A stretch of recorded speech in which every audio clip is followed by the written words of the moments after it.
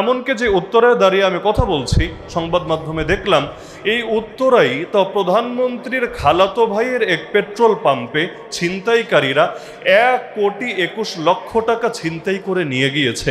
তাহলে প্রধানমন্ত্রীর খালাতো ভাইয়ের পেট্রোল পাম্পের যদি নিরাপত্তার এই অবস্থা হয়, আমার আপনার নিরাপত্তার কি অবস্থা হবে? এমনকি আজ সংবাদ মাধ্যমে আমরা দেখলাম যে আমাদের সিলেটের একটা অঞ্চল আছে সুনামগঞ্জ, সেখানে সুনামগঞ্জে দিরাই এবং সাল্লার যিনি এমপি, তার পক্ষ থেকে আদালতে মামলা করা হয়েছে। কি মামলা? যে এমপির গলায় রামদা ধরে, ছোট ছড়িও না, রামদা ধরে তার সম্পদ এবং তার জমি নাকি তার অন্যান্য লোকেরা এটা জোরপূর্বক স্বাক্ষর দিয়ে আদায় করে নিয়েছে। এই হলো বাংলাদেশের বর্তমান অবস্থা। এমনকি রাস্তাঘাটে চলতে গেলে পর্যন্ত দেখা যায়, বিশেষ করে মোহাম্মদপুর এলাকা সহ এই ঢাকা মহানগরী উত্তরেরই এমন কিছু এলাকা আছে যে রাত গভীর হওয়া লাগে না, মধ্যরাতেই সেখানে চলতে গেলে শুধুমাত্র নিজের সম্পদ না, বরং নিজের প্রাণ নিয়ে ভয়ের ভেতরে থাকতে হয়। না জানি কখন শুধু পকেটের মানিব্যাগ আর মোবাইল না, বরঞ্চ এই সন্ত্রাসীরা জানে পর্যন্ত মেরে ফেলে দেয়। এমনকি আমরা দেখেছি যাদের নেতৃত্বে আমরা এই বাংলাদেশকে নতুনভাবে গড়ব, কত বড় দুঃখজনক একটা ব্যাপার, দুদিন পর পর এক এক এমপির, এমনকি জাস্ট এমপি না, বিভিন্ন প্রতিমন্ত্রীর পর্যন্ত এমন নিকৃষ্ট এবং লজ্জাজনক ভিডিও প্রকাশ হচ্ছে, তাদের বিবস্ত্র এবং তাদের সেই উলঙ্গ দৃশ্যগুলো পর্যন্ত জাতির সামনে ছড়িয়ে যাচ্ছে। এমনকি আমাদের সেলিমউদ্দিন ভাই সিলেটে যে আসনে নির্বাচন করেছিলেন, সিলেট 6 আসন, সেখানে তার প্রতিদ্বন্দ্বিতা যিনি করেছিলেন এবং পরবর্তীতে যে কোনো মাধ্যমে হোক সংসদেও গিয়েছিলেন, নির্বাচনের আগে পর্যন্ত তার শরীরের সমস্ত অঙ্গ প্রত্যঙ্গরও জাতির দেখা শেষ। তো যাদের চরিত্রের এই অবস্থা, যাদের নীতিনৈতিকতার এই অবস্থা, তাদের দ্বারা এই দেশ কি পাবে, এই জনগণ কি পাবে? মনে রাখতে হবে, যাদের দিলে আল্লাহর ভয় নাই, তাদের দিয়ে আল্লাহর বান্দাদের উপকারেরও কোনো আশা নাই।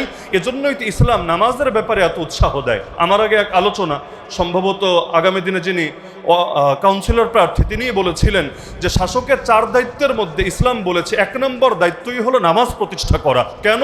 কারণ আল্লাহর কোরআন বলছে ইন্না সালাতা তানহা আনিল ফাহশাই ওয়াল মুনকার, নিঃসন্দেহে সালাত মানুষকে অন্যায় এবং অশ্লীল কাজ থেকে বারণ করে, বিরত রাখে। তার মানে যে ব্যক্তি নামাজের মধ্যে ফাঁকি দেয় না, নামাজের মধ্যে ফাঁকিবাজি করে না, আশা করা যায় সে আল্লাহর বান্দাদের সঙ্গেও ফাঁকিবাজি করবে না। আমরা দেখি আল্লাহ রাসূল সাল্লাল্লাহু আলাইহি ওয়াসাল্লাম যে সমাজ প্রতিষ্ঠা করেছিলেন, তার সময় তিনি ভবিষ্যৎবাণী করেছিলেন। বিখ্যাত সাহাবী আদি বিন হাতেম তাই রাদিয়াল্লাহু আনহুকে তিনি বলেছিলেন, হে আদি, আমার পরে তুমি যদি জীবিত থাকো, তুমি দেখবা ইসলামের ইনসাফ গোটা দুনিয়ায় এমনভাবে ছড়িয়ে যাবে, শুধু মক্কা আর মদিনা বলে কথা না, লা তারায়ান্না যাইনা তারতাহিলু মিনাল হিরা হাত্তা তাতুফা বিল কাবা লা তাখাফু আহাদান ইল্লাল্লাহ। তুমি দেখবা ইরাকের হীরা অঞ্চল থেকে এক নারী একা একা এসে কাবা শরীফ তওয়াফ করে যাবে, আল্লাহ ছাড়া কারো ব্যাপারে তার দিলে ভয় কাজ করবে না যে কেউ তার ইজ্জত নিয়ে ছিনিমিনি খেলতে পারে, তার দিকে বাঁকা চোখে তাকাতে পারে, অথবা তার সম্পদ চুরি করতে পারে। এমনকি আদি বিন হাতেম অবাক হয়ে বলেছিলেন, তাহলে অমুক গোত্রের ডাকাতদের কি হবে, তারা কই যাবে? কিন্তু তিনি বলেন, আল্লাহ আমাকে আমার জীবদ্দশায় দৃশ্য দেখার তৌফিক দিয়েছে, আল্লাহ ইসলামের ইনসাফকে এভাবে সারা দুনিয়া ছড়িয়ে দিয়েছে। এজন্য আমরা বলতে পারি, ভাই আপনার দল যাই হোক, ধারা যাই হোক, মত যাই হোক, কিন্তু ইসলামটা আমাদের সকলেরই দরকার। কারণ ইসলাম ছাড়া মানবতার শান্তি নাই, ইসলাম ছাড়া মানবতার মুক্তি নাই। বড়ই দুর্ভাগা সেই জাতি যারা আল্লাহর দেওয়া সুযোগকে কাজে লাগাতে পারে না। কারণ সুযোগ সবসময় আল্লাহ সবাইকে দেন না, কিন্তু সুযোগ পাওয়ার পরও যারা সেই সুযোগকে কাজে লাগায় না, বরঞ্চ অকৃতজ্ঞতা করে এবং ভুল পথে হাঁটে, আল্লাহ তাআলা তাদেরকে সেই নেয়ামত দীর্ঘকাল দিয়ে রাখেন না, বরং এক পর্যায়ে নেয়ামত ছিনিয়ে নেন। যেটাকে কোরআনের ভাষায় আল্লাহ বলেন, লা ইন শাকারতুম লা আযীদান্নাকুম ওয়া লা ইন কাফারতুম ইন্না আযাবি লাশাদীদ। যদি তোমরা কৃতজ্ঞতা প্রকাশ করতে পারো তাহলে আমি নেয়ামতকে আরো বাড়িয়ে দিব, আর যদি অকৃতজ্ঞতা করো তাহলে শুধু নেয়ামত কমিয়ে দেব তা না, মনে রাখবা নিঃসন্দেহে আমার আযাব বড়ই ভয়ঙ্কর, বড়ই গুরুতর।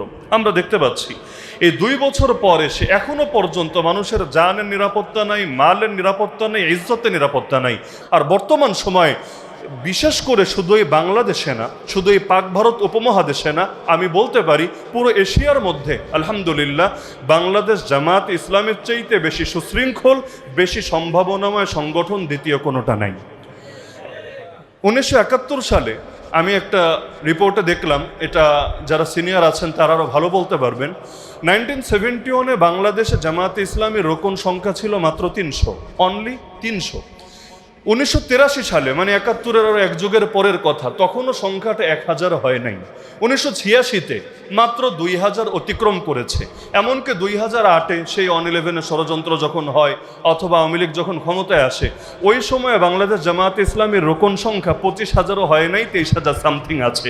এরপর শেখ হাসিনা এসে মায়ের শুরু করলো, জুলুম শুরু করলো। বেচারাই ভেবেছিল মারতে মারতে নিঃশেষ করে দিবে, আল্লাহর কি কুদরত। তার ক্ষমতায় থাকাকালেই সংখ্যাটা 3 গুণ বেড়ে এক পর্যায়ে লক্ষ্য অতিক্রম করেছে। আর এখন তো শুধু লক্ষ্য না, 1,30,000 ইতিমধ্যে সম্ভবত ছাড়িয়ে গিয়েছে।